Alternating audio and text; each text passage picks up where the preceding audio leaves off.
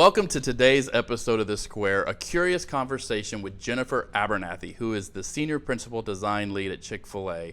Jennifer, thank you so much for being here. Thank you for having me.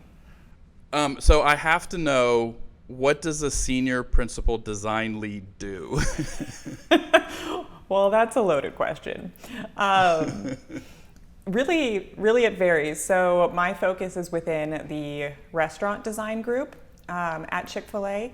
I personally focus on design strategy, future forecasting, and aligning that with our future restaurant design needs.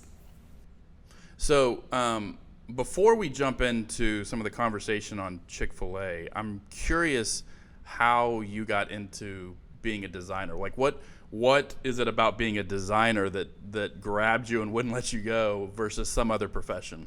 Yeah, I lucked out, honestly. Back in high school when I was trying to figure out what I wanted to do with the rest of my life, I was lucky enough that I was introduced to an industrial designer who showed me around his office. He explained the career to me. I had never heard of industrial design, but I knew I loved math, I loved architecture, and I loved the arts. And it just kind of felt like that perfect combination of all of those things. And so started at Georgia Tech, where I had the option to do architecture or industrial design or mechanical engineering, and really tested all three of them out and landed in industrial design and have just loved it. I think it's within my core. I think it just really resonates with me even this much later in life. So before we get too far down the road, tell me a little bit about what industrial design covers, or maybe even more specifically, what an industrial designer does. That is a great question, and one that I've been asked many times throughout my career, most recently by my niece's Girl Scout troop. So it was actually really exciting that it was even on their radar to ask what an industrial designer does. So I got to teach them all about it. So industrial design is the design of physical products, which sounds super, super vague, and it is. Because an industrial designer could design anything from a pen to a car to the chair you're sitting in, and everything in between. They could design my eyeglasses, the door behind me. In my career, I've designed cabinet hardware, I've designed window coverings, I've designed food storage containers, all of that as an industrial designer. It includes the research, understanding what people need to make sure that your solution is truly resonating with the market need, with the end user need, drawing what you think that solution needs to look like, identifying the materials that it's made out of, the colors that it should have, to ultimately create the best end product to put on the shelf, that when you see it in store, you just have that reaction of, oh, I want that. I want that. And so that's what an industrial designer does. We get to create joy in people's lives through design, through creativity, and through curiosity. So I'm curious because, one of the things that the Curious Conversations tackles is human-centered design. And, certainly it's an easy application with the healthcare industry to be able to think about human-centered design because, that's quite literally the health of humans is what they deal with. Can you give me a little bit of your what you think the overall process of human-centered design is, and maybe how it carries across from something that's very, human-centered like healthcare to something that is still human-centered but in a different way in terms of commercial and retail? Yeah, absolutely. So to me, at the core of human-centered design is really digging deep in the research. So ensuring that you're understanding, walking in the shoes of the end user with as few preconceptions as possible. Of course, we all bring our bias to the table, right? You can't eliminate that. But to really kind of take in their experiences and to really truly empathize with what they're experiencing. So that's kind of at the core of it. So starting with that research, secondary, primary research, so understanding, in this case, the healthcare industry, whatever that diagnosis or challenge was that we were going after, and then digging into primary research to both observe, speak to, and follow the journeys of the individuals experiencing it. That way, when you move into ideation, you're solving for the end user's challenges, in this case, the patient's challenges, and not for what we assume their challenges are. And I think that's the most critical part of human-centered design, is really allowing us to step back from what we may have come to the problem assuming or expecting to see, and allowing the research to guide those solutions. And so after ideating, developing a super low fidelity prototype, and I say super low fidelity, at C1 my favorite example was we actually used balls of yarn to represent fresh garden vegetables and fruits. And we brought in end users to test this prototype and walk through it, and they got it, which sounds so crazy, right? But when you say, here's your fresh, produce, Johnny, they get it. And, our childhood imagination just kind of comes back. And so to be able to create that low fidelity allows us to iterate really, really quickly. And ultimately, it's a much lower investment than if we jump straight to the high resolution prototype. And so we can tweak it until it really resonates with the end user. Or we learn, you know what, you're way off. Let's nix this solution, start over. And that's just as valuable, because you gain learning before launching something into the market that may not solve the challenges that you're trying to address. And then the other piece of your question, so how does that translate into something like retail?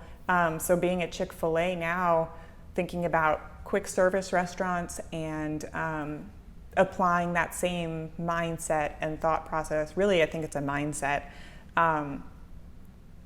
is equally important. So I think, especially looking at the past 12 months, really putting ourselves in the shoes of our customers as we fight COVID and we manage around social distancing and wearing of masks and providing food and safety to the communities, right? To make sure that we're really putting the customer at the center of all of those decisions and putting them first in everything that we do. So full disclosure, in a different life, I produced food photography for Chick-fil-A. The food photographer was out of Dallas. And one of the things, besides getting to eat all the Chick-fil-A food that we wanted when we were filming, one of the things that was really impressed upon me was their commitment to truth in advertising. So for a lot of different food clients, you do things that you would never want to eat the food that is shot and photographed. They'll put Armor All on tortillas, and there's 3 or 4 food preppers that all they do is make the food look amazing and stand up under the lights. I mean, there's practical reasons for it too.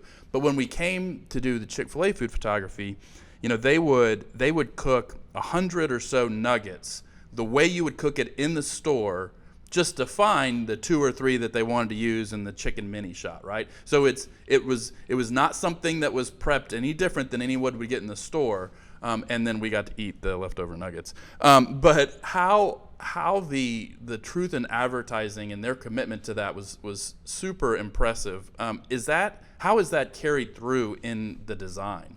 Yeah, no, I mean, I love that story, because it really captures kind of the soul of the company. And in anything that we're creating, we're designing, developing, there's behind it this intention to be truly authentic, to be, like you said, to not be kind of like that plastic food in the photographs that you see, right? And really ensuring that we're committed to the end user. We're being very honest and supportive, that ultimately caring for our customers, caring for our team members, and ensuring that what we're putting out there, in your example, photos of chicken minis represent what you're going to get, and not showing up at the restaurant and getting something that doesn't look at all like the photo that you saw on a commercial. I think one of the things that I've also been really interested in is how increasingly the digital angle has not just been something that's accentuated the customer experience in a lot of different sectors, but one that's really expected. The Chick-fil-A app is a great app. There's a lot of different food companies and various companies that have apps. But how do you, from a design standpoint, how does the design of the app tie into the experience? Oh yeah, no, it's integral. And the way I think about it is that, I'm focused on the physical environment, on placemaking, right? But the digital capabilities in the app, for example, help enhance that experience, help us to customize that experience. Of course, right now, very, very few dining rooms are opening across the country, right? And so the access to mobile ordering, to curbside pickup, the efficiencies developed in the drive-through have been possible because of that technology. The app specifically, it'll provide recommendations, it remembers your orders, makes it more efficient. And it's just, it brings, again, kind of that authentic care and that sense of kind of a genuine community support. Like the app knows you, but not in that big brother watching kind of way that sometimes we feel through technology. But, tying that experience from the app through the physical experience is absolutely integral to all the work that's going on right now. All right, last Chick-fil-A question, I promise. When you go to Chick-fil-A, what do you order? What's your favorite thing on the menu? Hands down, it's spicy deluxe chicken sandwich, no pickles, really? Chick-fil-A sauce, waffle fries, sweet tea, no ice. And if I have no shame, cookies and cream milkshake, no whip, no cherry. All right, you lost me on the no pickles, but you got me back on the cookies and cream milkshake. I love that. Okay. Okay, so transitioning a little bit away from Chick-fil-A, we're filming this in the month of March, and it's National Women's History Month. Are there some unique challenges that you think that either you or that you think women face in the design field, and how are you overcoming them? Yeah. So that's always a timely question. The design field has been predominantly male. The first design team I joined out of college, there were probably, I'm going to say 10 to 12 individuals on the team, myself and one other woman on the team. And so that's always kind of been the norm. But while simultaneously design as an industry, as a whole, as a function, is and has been fighting to, I'll say, gain a seat at the table. So joining the C-suite, having that say, helping others see the huge value that design brings to the success of a business. It's kind of this balancing act of, helping elevate women and bringing more women into the design industry, into the function, while also elevating design. And so, I think a lot of it's, like I said, I just stumbled across it. Didn't even know it was a thing until I happened to meet an industrial designer through a connection.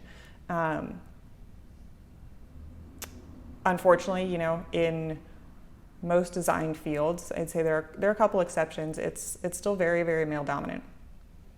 Mm-hmm. Are there things that you think female designers can do to help cultivate a broader path for those that come behind you? Absolutely. And I think it starts with supporting one another, helping to mentor those younger designers, those who follow, or even our peers, right? And helping to build each other up. Simultaneously, I'd say, stereotypically women are more humble and less likely to share their successes broadly. And I think that's something that we just need to kind of, I'll say, get over.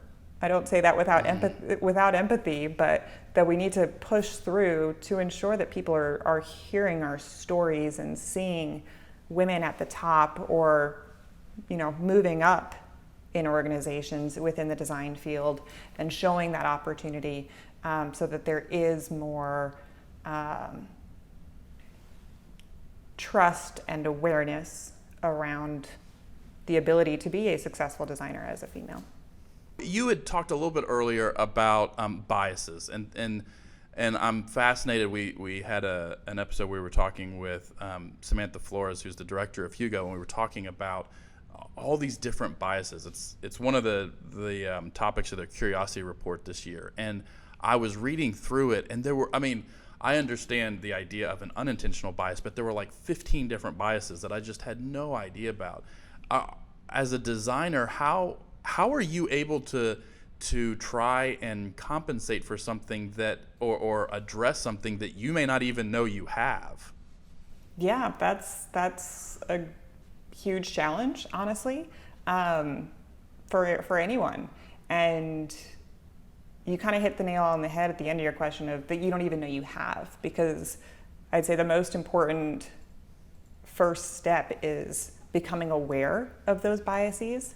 And part of that is being vulnerable and trusting individuals around you, whether it's to point it out or kind of test things out, make sure that you have a diverse group working on design solutions, that we shouldn't be doing this in a silo. I shouldn't be working with all blonde women to design anything, right?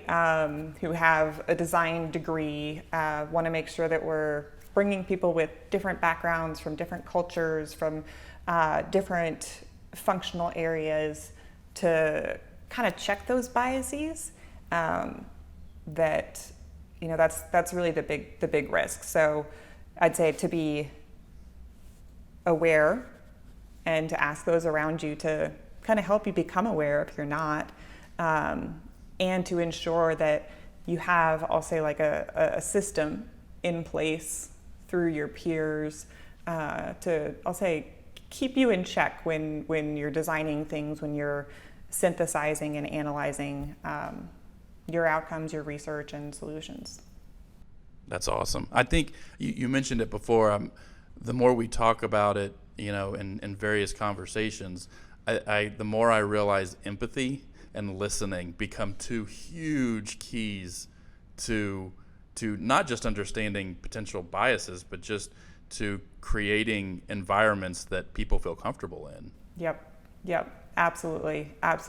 And I alluded to this earlier, but I think that idea of empathy is exactly why when I think about human-centered design, it's less of a process and it's more of a mindset, that you need to come at it with an open mind, that you need to think about who's going to be using it, what kind of mindset they'll be in, what other things are kind of going through their mind, right? Versus, okay, I did A, B, C, D, E, and I'm done. One, because it's never linear. It's super iterative, so you might do A, B, C, A, D, B, C, D, E. And even going through that process, if you're not coming at it with that open, empathetic mindset, then you won't be successful in that solution, because you won't be able to put yourself in the other person's shoes. One example that really brought that to life to me while I was at C1 was we were doing a project on diabetes and trying to understand the biggest challenges of individuals struggling with that condition. And my preconceptions that it would be some sort of physical health piece. One of the biggest things that actually rose to the top in terms of patient needs was around mental health, around behavioral health, and the stigma around having diabetes and struggling through that while also struggling with this physical condition. And so by going into that research with that empathetic mind, was able to really learn so much beyond what I had ever imagined we'd be able to hit on in that project. So tell me a little bit about what's a project you're working on that excites you? Yeah. So, no surprise in the restaurant industry. We're really focused on what does life look like, during COVID and post-COVID. So we've certainly seen a lot of rapid change at our restaurants to respond to closed dining rooms, to allow for safe social distancing, contactless experiences. And so while we've unfortunately been in this state for quite some time now, we also need to think about what does life look like after COVID? And there's kind of the immediate after COVID, where we're vaccinated and we can kind of go back and out into public, restrictions are lifted. But what's our mindset then versus maybe 2 years after? Because we're still experiencing grief, shock. We've developed these new habits because this has been going on for as long as it has, right? And so it's that combination of kind of like the psychology and the theoretical and applying that to that future state, almost trying to predict where we'll be in 2, 3, 4, 5 years and what we'll need from restaurants at that point, because our experiences with restaurants have changed so much over the course of the pandemic. So what's something you're hoping in the next 5 to 10 years, and it doesn't have to necessarily specifically be in the restaurant design field, but maybe just industrial design as well, that you want to see either change or kind of come about in the next 5 to 10 years? Yeah, that's a great question. Something that is always top of mind, but you brought it up before. It is National Women's Month, right? Is ensuring that women are not only represented as designers, but as end users. And so there are a number of case studies out there. A book that's become popularized recently called Invisible Women talks about a number of them, but women have been, as a gender, overlooked for the design of many products and experiences, that they've been addressed as the exception rather than the rule. And so one example of that being in the automotive industry, where typically women are shorter than men. You can't tell on camera, but I'm really tall, so I'm that exception. But most women are shorter than men. And so as you think about the space, the location of the driver's seat with the steering wheel and the airbag coming out, it's not safe for smaller women. It's really not safe for pregnant women. And until startlingly recently, it wasn't required to have female test dummies in the automotive industry. Another example that from my healthcare days that I learned about was that a number of medication clinical trials will be done solely on men because women's bodies fluctuate so much from hormone changes, right? That it's more difficult to understand the impact of the medication on women than on men. And so then what happens when women take that medication? Sometimes Yeah, exactly. you don't know. And so that to me is one of the really important big fights that we need to make in terms of design, is ensuring that all groups, all identities are being represented when creating a solution. That, again, we talked earlier about bringing women into design, and I think that's integral in making that push to ensure that women are considered for that end result. But when you think about the ergonomics of a physical design, of industrial design, of products, even things like voice recognition are typically trained on men's voices, and so they listen better to a lower tone voice than to a women's higher pitched voice. And so little things like that people don't necessarily realize or even think about when they're doing it, unintentional bias, right? Come to life and sometimes have detrimental impacts on the usage of that end product.